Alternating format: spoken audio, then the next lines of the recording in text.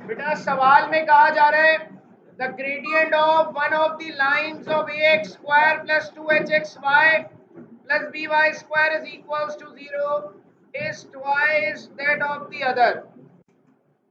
बेटा ग्रेडियंट कहते हैं स्लोप को। कह रहे हैं कि ये जो लाइन है, ये जो इक्वेशन है, ये दो लाइंस को रिप्रेजेंट कर रही है। ये इक्वेशन दो लाइंस को रिप्रेजेंट कर रही है according to the given condition. Given condition क्या कह रही है? कह रही है कि एक लाइन का जो ग्रेडियंट है वो ट्वाइस है, बराबर है twice that of the other के। मतलब आसान सी बात कही जा रही है। कह रहे हैं कि m1 बराबर है 2 मल्टीप्लाई बाय m2 के। इसका मतलब इक्वल्स टू है, ट्वाइस का मतलब 2 आ जाएगा और अदर मतलब m2। बेटा m1 और m2 की वैल्यूज रखनी है यहां पर। m1 क्या है? Minus H plus root H square minus ए बी अपॉन बी। m2 क्या है? Minus h minus root H square minus ए बी अपॉन बी। इन वैल्यूज को हम यहां कंडीशन में रखेंगे। कंडीशन कह रही है पहले m1 आएगा, मतलब minus H plus root H square minus ए बी अपॉन बी बराबर है 2 multiply by minus h minus root H square minus A b upon b. बेटा दोनों के डिनोमिनेटर में b लिखा हुआ है तो b से b कैंसिल हो जाएगा। ये बच जाएगा हमारे पास minus H plus root H square minus ए बी। ये 2 मल्टीप्लाई होगा इससे तो माइनस का 2h, ये 2 इससे मल्टीप्लाई होगा तो माइनस का 2 रूट एच स्क्वायर माइनस ए बी। बेटा ये जो माइनस का 2h लिखा हुआ है ये दूसरी साइड पर चला जाएगा, ये रूट वाली वैल्यू उस साइड पर चली जाएगी।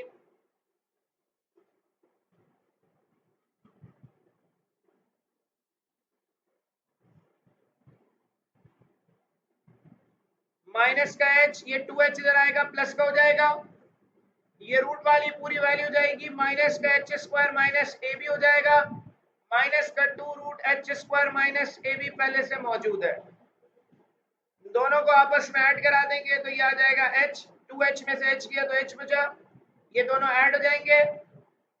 दोनों में सेम वैल्यूज है, एक जगह माइनस 1 लिखा हुआ है, एक जगह -2, तो माइनस का 3 रूट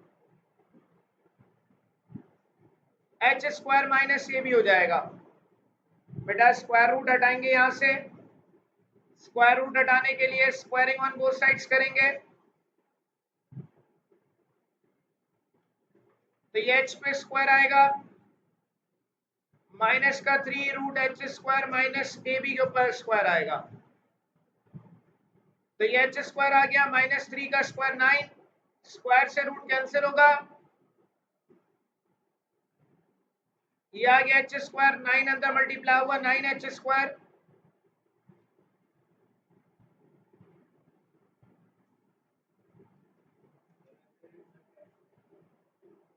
क्रैश नहीं हुआ?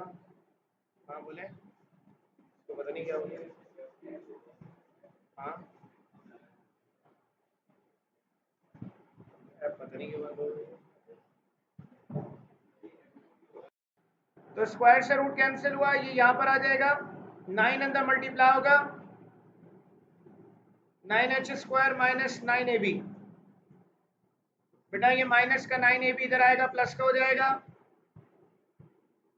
एच स्क्वायर उधर जाएगा नेगेटिव हो जाएगा, 9ab बराबर आएगा 8h स्क्वायर और ये वैल्यू आ जाएगी 8h स्क्वायर बराबर आ जाएगा 9ab के। यही वैल्यू प्रूफ करनी थी, ये प्रूफ हो गई।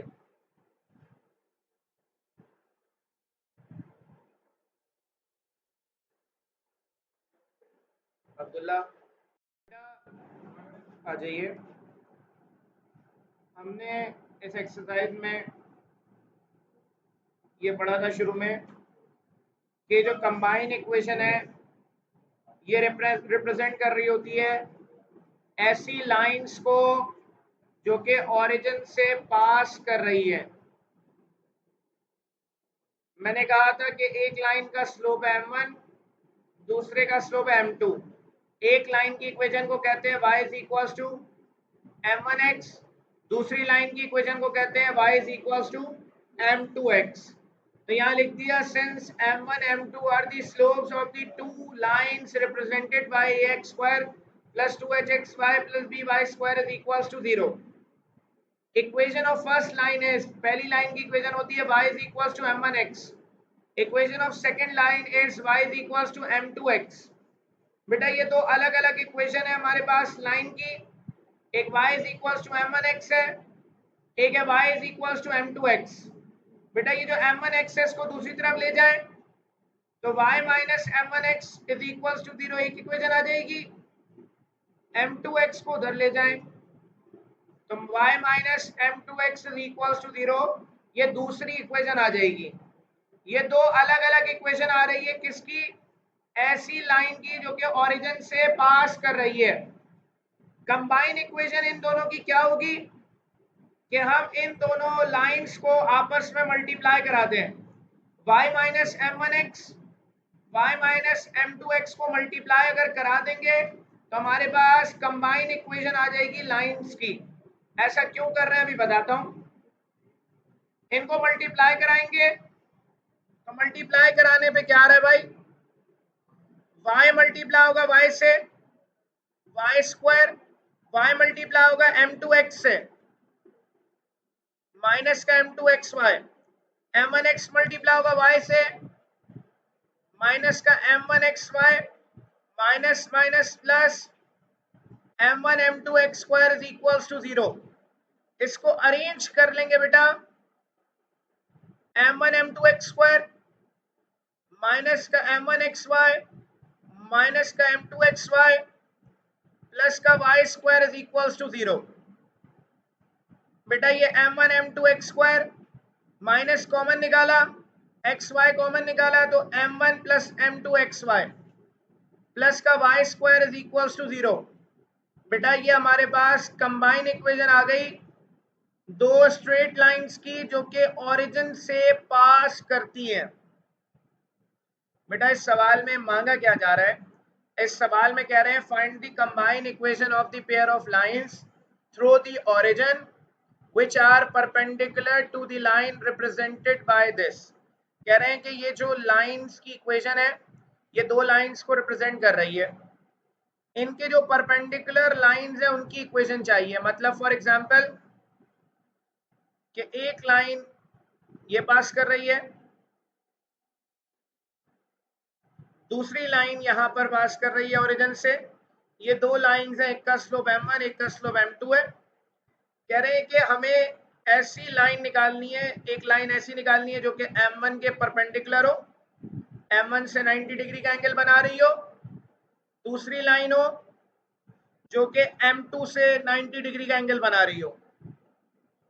मतलब मुझे ये जो ग्रीन लाइन है जो कि इन दोनों के परपेंडिकुलर है इसकी इक्वेशन निकालनी है, इनकी कंबाइन इक्वेशन निकालनी है। अब इनकी कंबाइन इक्वेशन निकालनी है तो बेटा सवाल में बताया गया है कि कौन सी लाइंस की, परपेंडिकुलर लाइंस की। परपेंडिकुलर का मतलब स्लोप की मदद से ही इक्वेशन निकलेगी, स्लोप की मदद से इक्वेशन निकलेगी, इसीलिए मैंने स्लोप की फॉर्म में एक इक्वेशन बना ली, स्लोप की फॉर्म में एक इक्वेशन बना ली है, कंबाइन इक्वेशन बना ली है इन टर्म्स ऑफ स्लोप। तो ये कंबाइन इक्वेशन बन गई है इन टर्म्स ऑफ स्लोप। हमने क्या करा कि दो लाइंस की जर्नल इक्वेशंस को आपस में मल्टीप्लाई करा दिया, एक y माइनस m1x दूसरी y माइनस m2x, दोनों को मल्टीप्लाई कराया तो मेरे पास इन टर्म्स ऑफ स्लोप एक कंबाइन इक्वेशन आ गई। अब क्या करना है मुझे बेटा, ये जो कंबाइन इक्वेशन आई है ये लाने का मकसद ये था कि एक ऐसी इक्वेशन आ जाए जो कि सवाल में दी हुई इक्वेशन से कंपेयर हो जाए। बेटा इस सवाल में दी हुई इक्वेशन से कंपेयर कराई जा सकती है, बिल्कुल करा सकते हैं। हम कह रहे हैं इसको इक्वेशन नंबर 1।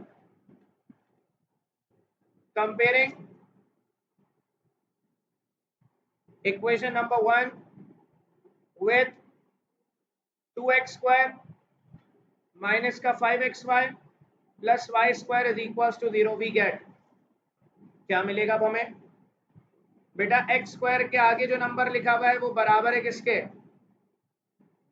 x² के आगे लिखा हुआ है m1 m2, ये किसके बराबर होगा 2 के बराबर होगा। तो यहां पर m1 m2 बराबर आ गया 2 के। फिर उसके बाद बेटा -5 xy का कोफिशिएंट है, यहाँ xy का कोफिशिएंट बराबर है माइनस का m1 प्लस m2, माइनस का m1 प्लस m2 बराबर होगा -5 के, क्योंकि इधर m1 प्लस m2 xy का कोफिशिएंट है, यहाँ -5 है, माइनस से माइनस कैंसिल हो जाएगा, m1 प्लस m2 बराबर आ जाएगा 5 के। बेटा हमने यहाँ पर m1 m2 का प्रोडक्ट निकाल लिया 2 और m1 m2 का स्लोप निकाल लिया 5। अब बेटा हमें इसके परपेंडिकुलर लाइन की इक्वेशन निकालनी है। ये तो लाइन थी, एक जर्नल इक्वेशन आ गई पेयर ऑफ लाइन की। अब मैं कह रहा हूं let m3 and m4 be the slopes of the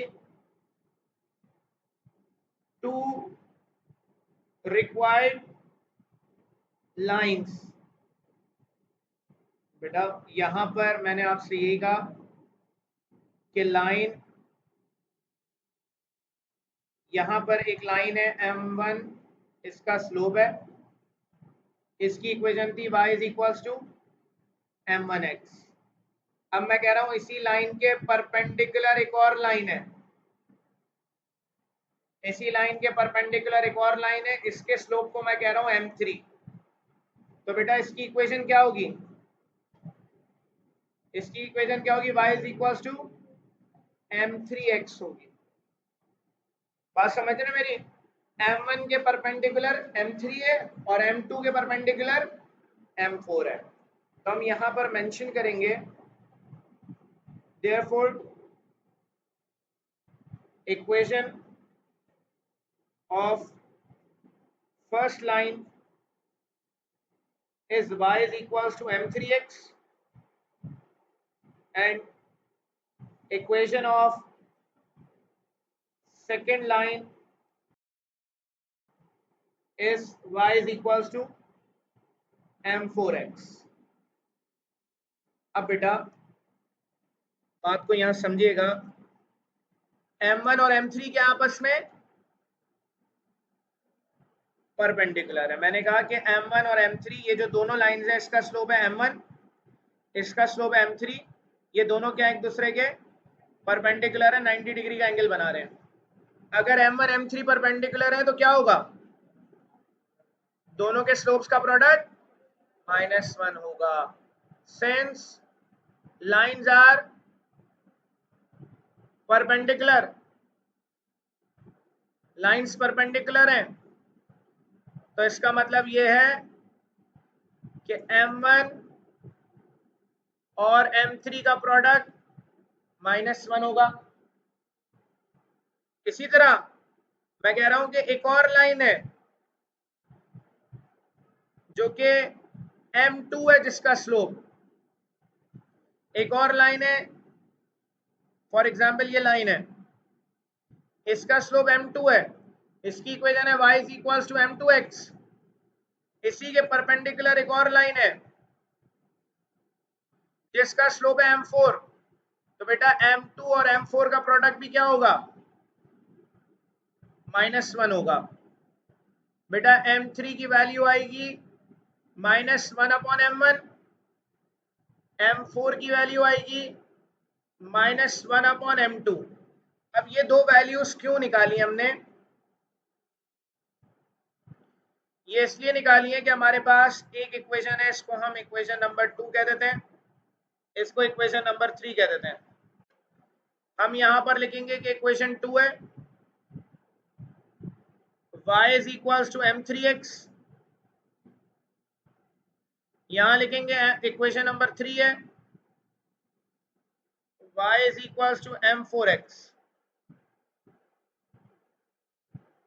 m3 की जगह आएगा -1/m1, m4 की जगह आएगा -1/m2।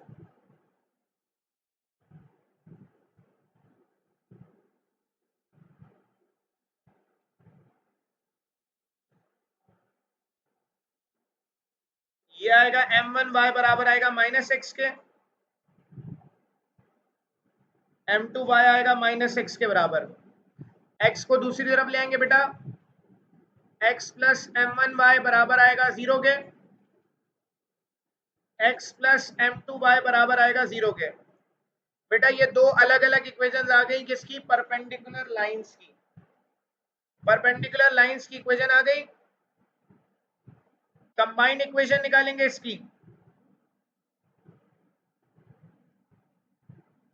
कंबाइंड इक्वेशन इज, क्या आएगी कंबाइंड इक्वेशन? दोनों को मल्टीप्लाई कराएंगे आपस में, दोनों लाइंस को मल्टीप्लाई कराएंगे। बेटा x x से मल्टीप्लाई होगा x स्क्वायर, x m2y से मल्टीप्लाई होगा m2xy, m1y मल्टीप्लाई होगा x से तो m1xy, m1 m2y square is equals to 0 आ गया। बेटा यहां से xy कॉमन निकालेंगे तो हमारे पास in terms of slope perpendicular lines की इक्वेशन आ गई। अब बेटा ये जो इक्वेशन आई है हमारे पास, इस इक्वेशन में हमें वैल्यूज पता है। हम यहां मेंशन करेंगे कि m1 प्लस m2 5 है और m1 m2 का प्रोडक्ट हम पीछे निकाल चुके हैं 2 के बराबर है। ये दोनों वैल्यूज इस फॉर्मूले में रख देंगे जो हमने ड्राइव किया है। x स्क्वायर m1 m2 की जगह आ जाएगा 5, m1 प्लस m2 की जगह, और m1 m2 के प्रोडक्ट की जगह आ जाएगा 2। अब ये इक्वेशन आ गई, कंबाइंड इक्वेशन आ गई परपेंडिकुलर लाइंस की।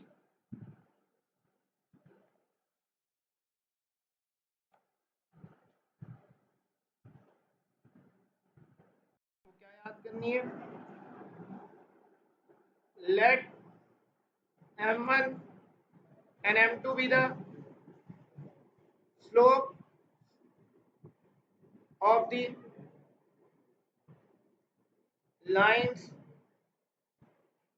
6x square minus 13xy plus 6y square is equals to 0। ये इक्वेशन दो लाइंस को रिप्रेजेंट कर रही है। बेटा अब यहां पर आप सम ऑफ स्लोप्स और प्रोडक्ट ऑफ स्लोप्स खुद ही निकाल लें। ये फॉर्मूला मैं लिखवा चुका हूं। इस फॉर्मूले की मदद से आप सम ऑफ स्लोप्स और प्रोडक्ट ऑफ स्लोप्स निकाल लें। ए हमारे पास एक्स स्क्वायर का कोफिशिएंट है 6, 2h हमारे पास -13 है और b हमारे पास 6 है। h की वैल्यू आएगी -13/2। इस फॉर्मूले में रख देंगे वैल्यूज को। m1 प्लस m2 बराबर आएगा -2, h की जगह आएगा -13/2 और नीचे b की जगह आ जाएगा 6। m1 m2 का प्रोडक्ट आएगा a की जगह 6, b की जगह 6। m1 प्लस m2 की वैल्यू आएगी बेटा 2 से 2 कैंसिल हो जाएगा, 13/6 आएगी। m1 m2 का प्रोडक्ट आएगा 1। यहां हमने sum of slopes product of slopes निकाल लिया। Sum of slope product of slopes निकालने के बाद to find equation,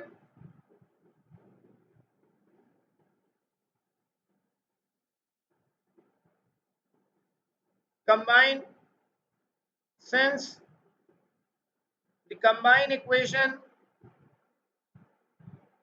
of ax square, combined equation of the lines perpendicular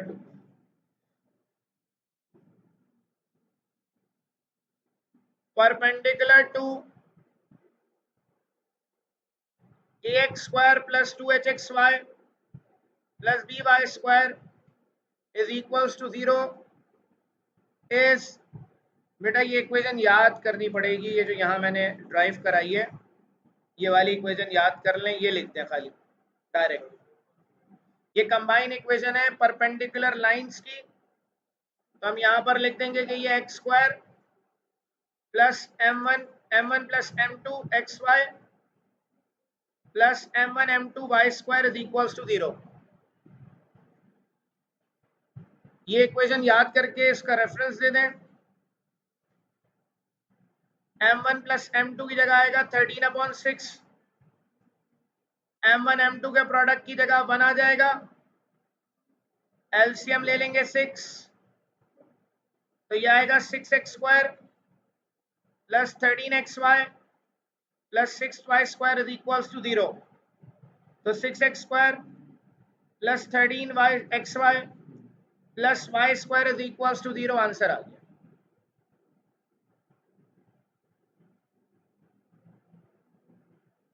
ये ज्यादा आसान तरीका है।